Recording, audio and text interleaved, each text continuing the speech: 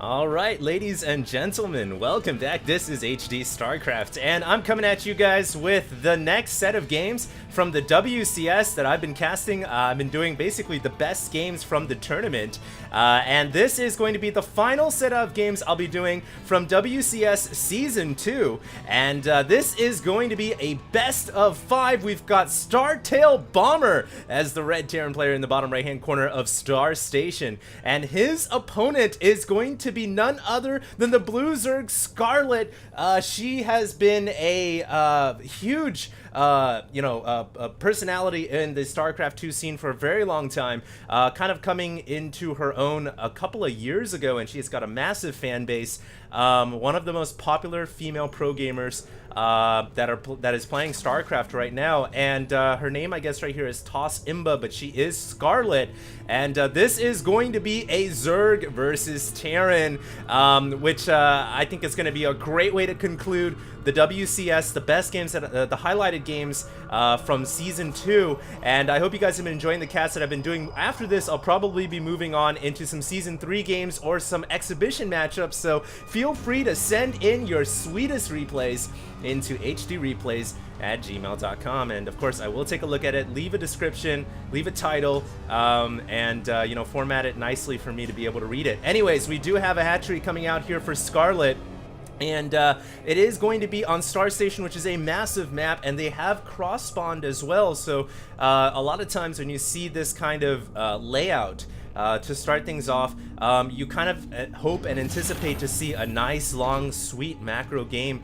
and that's what I'm hoping for here. You know, if both of these players can go up to 2 or 3 bases apiece, we'll really get to see, their ability to handle late-game StarCraft, and I actually haven't seen a game of Scarlett in a really long time. I think the last time I casted Scarlett must have been at least a year ago, so really good fun here being able to recast her, and I've casted a couple of games of Bomber recently, so no surprise there. Bomber is just a incredible Terran player, as are all the Korean Terrans. They just, they come out into the scene and they just rock.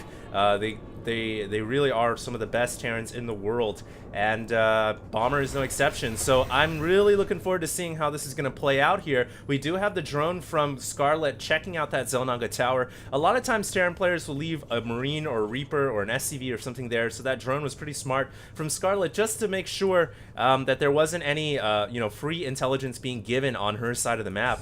And in fact, we do have a macro command center coming up for Bomber here, so he's really anticipating a late game.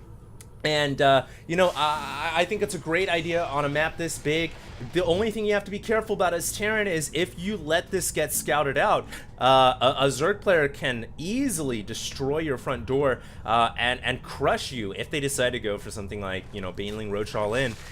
So this is something that is risky, but it can pay huge dividends if you play it correctly. And one of the secrets to this is building this command center inside your base. I'm actually surprised that he built it up here. I would have thought maybe it would have been safer to build it like right here or something, just to make sure an Overlord can't glance at it, but I guess Bomber isn't too concerned about scouting information, and I guess he feels comfortable enough opening up with the macro CC on this map.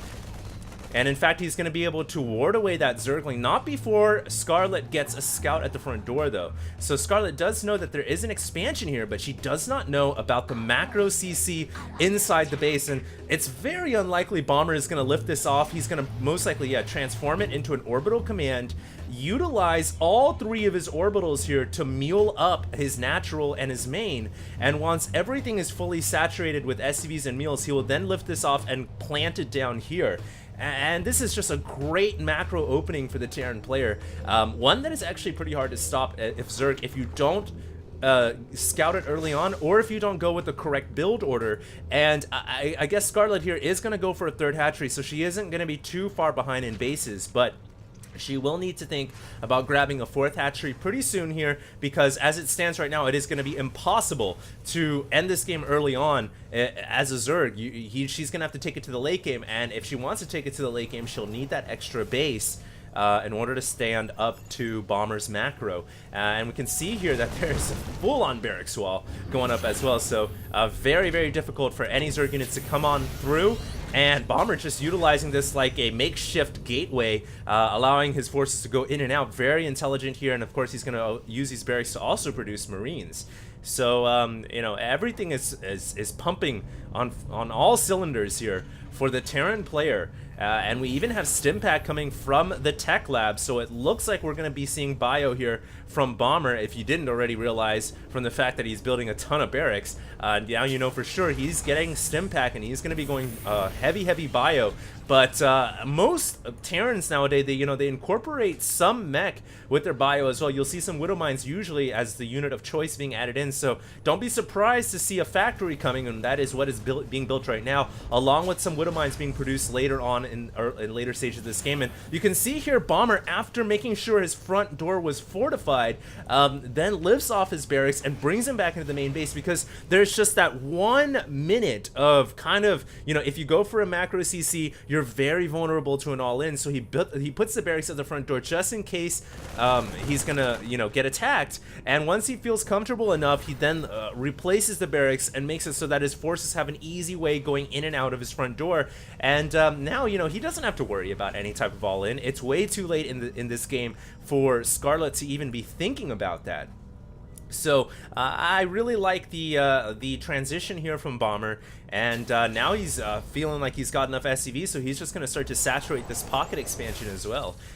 Things are looking extraordinarily great for the Red Terran player here, and it looks like he's adding on a couple more barracks, so he is really kicking it into high gear here. And we'll see what Scarlett is going to be able to do. She is going to go for Aspire, and she's adding on another expansion as well, so she does have the 4th base coming up, and the Spire is an interesting tactic that you'll see Zergs like Jaedong use. If you can get a ton of mutas out, you can really punish a Terran player. But we'll see if she's going to be able to get enough on the field. It looks like right now she's got enough gas saved up for only a few, because she's trying to stretch her gas pretty thin now. She's getting melee and carapace, overlord speed, and centrifugal hooks, so she doesn't really have that much gas saved up at this moment.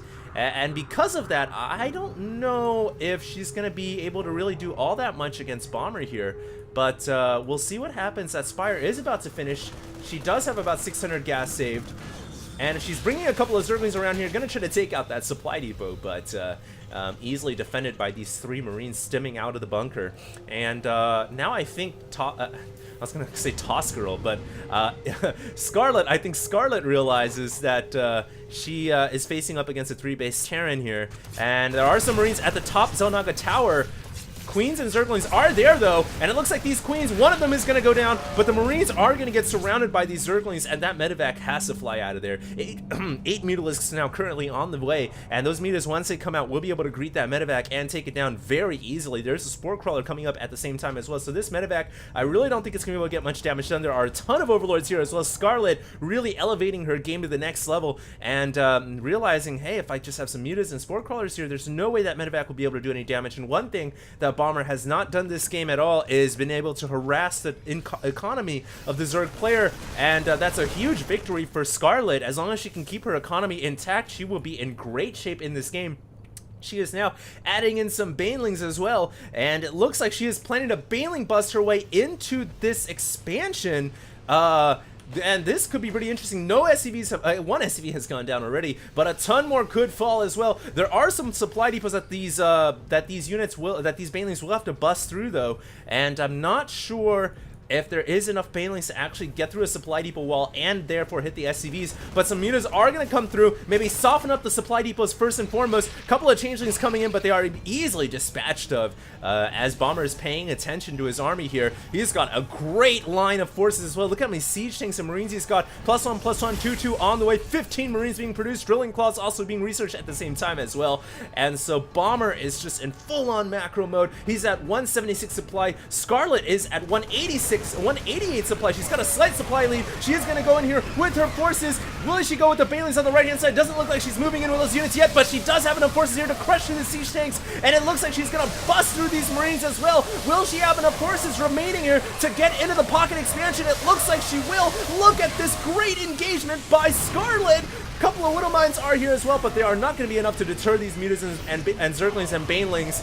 And what a brilliant play by Scarlett. She actually still has more Banelings up here. She totally forgot about them, but she is now inside the main base of the Terran player. And now Bomber's really going to have to rely quite heavily on his macro to be able to defend against this, trying to get his Widow Mines underground inside his main base to help defend. A lot of SCVs here under attack. The supply depot had to be canceled, so the SCVs could be saved. 14 SCVs have gone down already.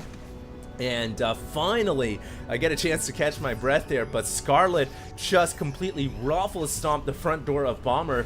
And I actually thought Bomber was pretty well defended, but Scarlett just went in with the entire army, the cavalry, the infantry, the artillery, everything's getting sent in there, and she was able to crush through that army of Bomber, and now more Banelings coming in. Widow Mines do get underground pretty quickly due to drilling claws, but they quickly get blown up by the splash damage by the Banelings. And it looks like now Bomber is in recovering mode. He is trying to get out of the ER right now as he's trying to get SCVs and mules to replenish the mineral lines and get enough forces out here to help defend. He desperately needs to build some bunkers in order to fortify his natural and his third expansion. Unfortunately for him, it looks like he doesn't have any bunkers coming up. He's just going to rely on Marines with Widow Mines. He's spreading them out quite nicely here to mitigate the damage from the Banelings. But he's got to be careful. It looks like Banelings are coming in from the north here, and these Marines have got to spread out. It looks like they're doing an okay job there. Great Widow Mine detonation. Really killing off about 5 Banelings there, but these Zerglings are going to run in and wreak havoc on the mineral line once again. Bomber has no way to defend against this. He's trying to re-macro and get his forces out. He's building 15 Marines at a time here. Will he have enough units remaining here to defend? A lot of Widow Mines underground here, but they're all recharging their Sentinel missile. It looks like Scarlett deciding to pull back just for a second here, and she is basically playing Sauron Zerg status out, just continuing to macro out of all of her hatcheries, trying to break the back of Bomber. She's doubled her supply lead against Bomber at this moment, and it looks like she's doubled her her drone lead as well. Wow, what a game by Scarlett, and I think that she's probably got this one in the bag here. She's building a huge horde of Banelings as well, and this Baneling army, unless Bomber can figure a way to defend here, unless he gets some pretty lucky Widow Mine strikes on that pack of Banelings, he is going to be in a lot of trouble. You know, it would be really great if he could just get a couple siege tanks here on the high ground and inside of his main base. Fortunately, he doesn't have the time to build them, and here comes the Banelings, and Bomber has to GG. Nothing he can do about that, and Scarlett wins game 1 of this best of 5 from the round of 8. Hope you guys enjoyed. We're going to move right on to game 2, and this is HD signing out.